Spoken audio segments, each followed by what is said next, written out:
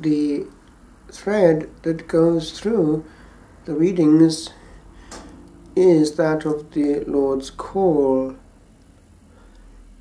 We see how in the reading from the cycle of the prophet Elijah, succession enters into it.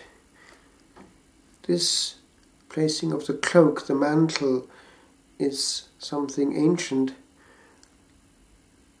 It's something that one might find in a school of philosophy. It's something which we still tend to think of. One receives the mantle from so-and-so, carrying on, as it were, his charism. But it actually is taken up by the monastic centuries. The clothing, which is of course linked with a call, it's the call from on high and the response of the candidate from below. The clothing does actually go back in thought to earlier generations, and in a sense also to this. One doesn't receive the habit just like that. One receives it from a family. And in the old monastic families, it is really an ancient family. In the East, to this day, the succession is very ancient. It goes back to the desert, essentially. And one does there have that notion of a monastic succession, almost as real as the apostolic succession with regard to orders. And therefore one is born into the great fraternity of monks in the East. They don't have congregations as we do in the West. They're not divided in that sense. Each monastic family would have its own stamp given by its spiritual father, the abbot, the higumenos, who would be there for life and therefore would have this charism of spiritual paternity, able to engender souls, having this gift from the Holy Spirit, form and orientate, and get inside, because they do have this notion of listening carefully, following souls, accompanying them. Indeed, in France, one notices that one tends nowadays to speak not of spiritual direction, la direction spirituelle, but of spiritual accompaniment, l'accompagnement spirituel. It's that notion of being an open ear, a sounding board, a close soul friend, anamchara. Well, in the East, if you have a good higumenos, a good abbot, one will have a good monastery, and it will have a certain stability. But then they belong to this wider universal fraternity of monks, very elastic in a sense, because they have this capacity to adapt to situations, and yet also faithful in keeping things because they have received them and they're not in control of them.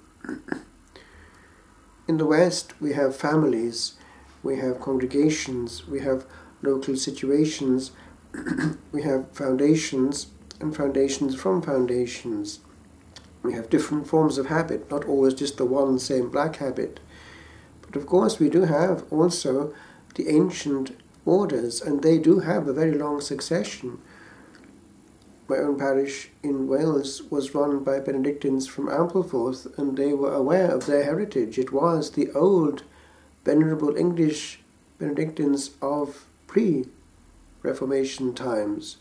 It carried on through one tenuous link. It was Dom Sigebert Buckley who handed on the rites of succession to two young men, two novices therefore.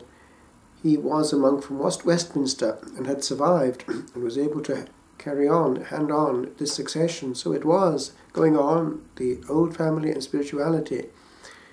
Hence the difference in their habit with regard to other congregations, what they refer to as the elephant ears, and certain traditions which they have maintained, which are specifically English. So one is aware of history there, especially if one goes into the sacristy and sees some of the ancient things they've had and handed on. And in downside they would have relics, major relics of martyrs, because there were martyrs in the Benedictines. So one is born into a family, and it's not just something human. The divine is intermingled. Indeed, at La Trappe, one was very much aware of that. Remember when a lay brother, Frère Marie, died in chapter, It was told us by Don Lucien, the prior at the time, Frère Marie est allé à la grande trappe. Frère Marie has gone to the great trap, that is the great family, because he was explaining how the greater number are on the other side. And they were waiting for him there with open arms. And one was aware of that, because since the foundation in 1147, the community had gone on. It had been reformed by l'Abbé de Rancé in the 1600s, and it had to go into exile into different places here and there, but the community had gone on. It was the same community, and one was aware of being part of a great heritage, and in that case also a very powerful heritage because of the reform, l'Abbé de Rancé, and one felt that it was being maintained. And therefore it wasn't just human, it was a factory of saints, and going into that, one came out, if one was faithful, sanctified. It had worked in the past, and if one was faithful, then one went in the same direction, and burying a monk was handing him on to glory. One thinks of the way that Winston Churchill during the war would go around and inspire a certain courage by this sign which he would show everywhere, victory, ultimate victory. Well, it was the same when a monk was buried. It was a victory over Old Nick. He had conquered. He had conquered eternity with the good use of time. And indeed there, on the shore of eternity, which is an open grave, seeing the body go in, without a coffin, because there's no hiding, it is the body just there, covered with earth as it goes in. That is something what puts one on the shore of eternity, and seconds change into aeons at the moment of passing, and all those aeons are conquered for evermore and evermore by a few short passing breaths in what we call time. So many people could go that way and don't. One day we were burying another person. It was actually the brother of that same Frère Marie. And he was a layman. He had never married, I believe. Good man, but he had been buried there in the monastic graveyard. And therefore he was close to Frère Marie when he came. And 2 lives in the same quantity of time, more or less. But one having conquered eternity with great austerity. We had known La Trappe when it was very, very, very severe. So time doubly stamped, not just prayer, but also great penance and therefore great merit for the salvation of others. For Our Lady did insist at Fatima that the souls of sinners went where they went because there was no one there to pray for them or make sacrifices for them. So in that sense, using pain and suffering well is doubly powerful. One also uses time for others and helps to get them to save themselves from eternity lost forevermore by the bad use of time squandered. And so a call, because presumably the brother of Frère Marie could have also entered La Trappe. In fact, there were 2 twins who had entered the same day at La Trappe.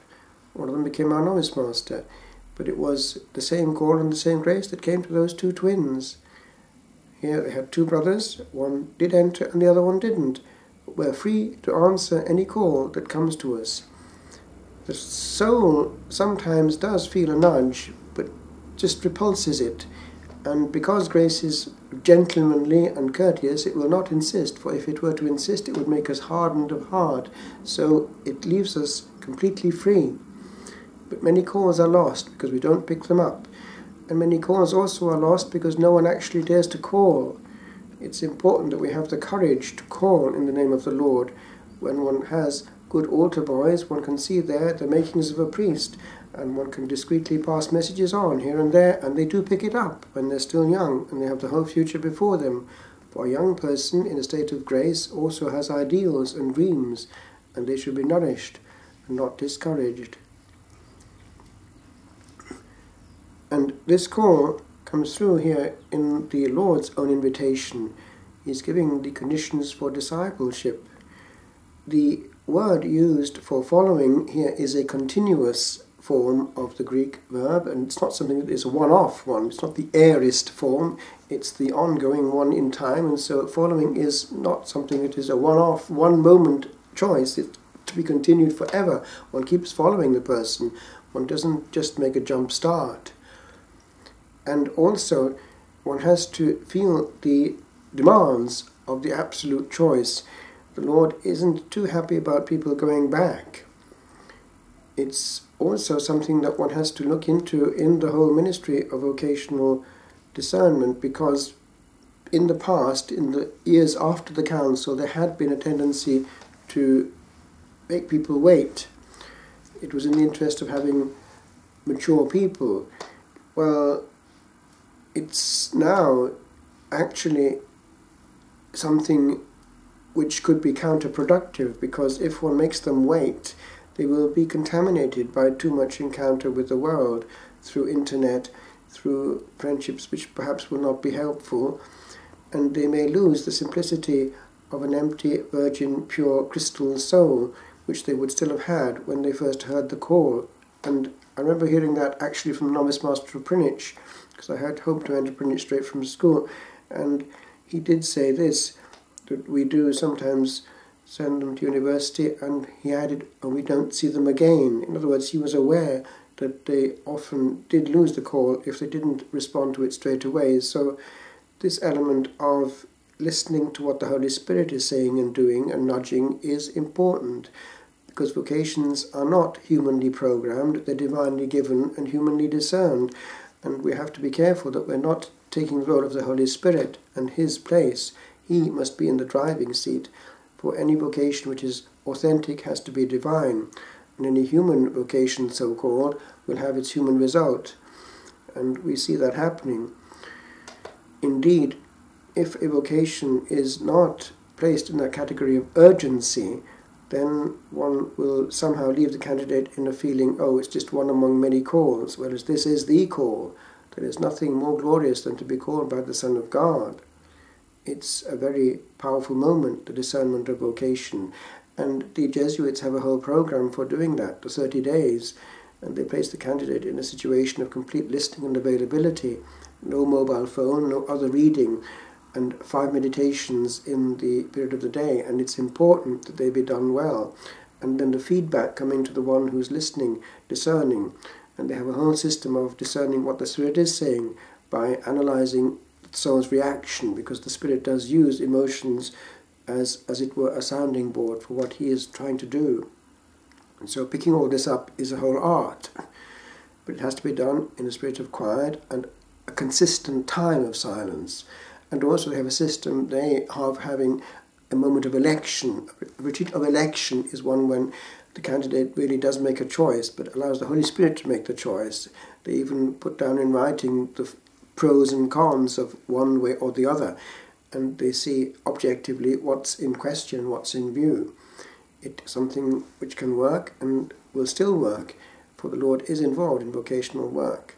Nowadays one has also, in that realm of discernment, to be aware of the dangers of inviting souls who are responding to a vocation, of sending them to the wrong place, because they can, if they're genuinely being worked upon by the Holy Spirit, they will also have those graces of awareness. The sense of the faith will be very much in them, and they will be therefore frustrated if they go to a place where they hear things which aren't quite correct, or see practices which are in disobedience, and they may find also that they are discouraged from continuing by people who are in the role of formators, who perhaps wouldn't have the same vision of things with regard to the type of soul that they want.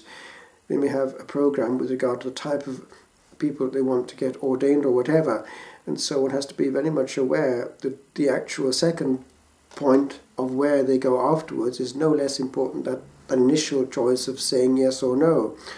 Therefore one has to be aware of the places in the church where it is safe and where they will be genuinely brought to sanctity and coherence and correct knowledge, because the soul just has what it receives. It has therefore to receive the correct version and the full version. And one sees also that that is blessed by heaven. Places where that is happening tend to draw vocations, because the Lord will send people where he will be honoured and where people will be well treated and completely safe. And also they will need fellowship, and so that will happen more easily in a place where people are in the same mode and in the same vision of things. One needs to be not fighting a battle and going counter-current and being obliged to keep one's mouth closed so as to survive. One needs the freedom of being able to share things openly in a spirit of trust, without being aggressed. And so it is important that one be aware where the vocations will be looked after. That applies to males and females. With regard to the teaching in the epistle to the Galatians, it is a sequence of readings, and here we have this very quintessential teaching that the whole law is summarized in a single command: love your neighbor as yourself. And this question of snapping at each other and tearing each other to pieces comes into it. Loving is practical, it's concrete, and therefore the way we speak to each other or about each other enters into it. And all the commandments of the Lord are summed up in the one new commandment that He gave us. And therefore we also look into this when it comes to a place where vocations might go. Is there love in the house of God? A soul is delicate, and if a soul doesn't find love, he may find it in a compensation in the imagination that will lead to temptation and frustration and losing the vocation. Therefore, the best guarantee and guard of chastity, of sacred celibacy, is love well lived, where one is not frustrated but opened up like a flower beneath the sun.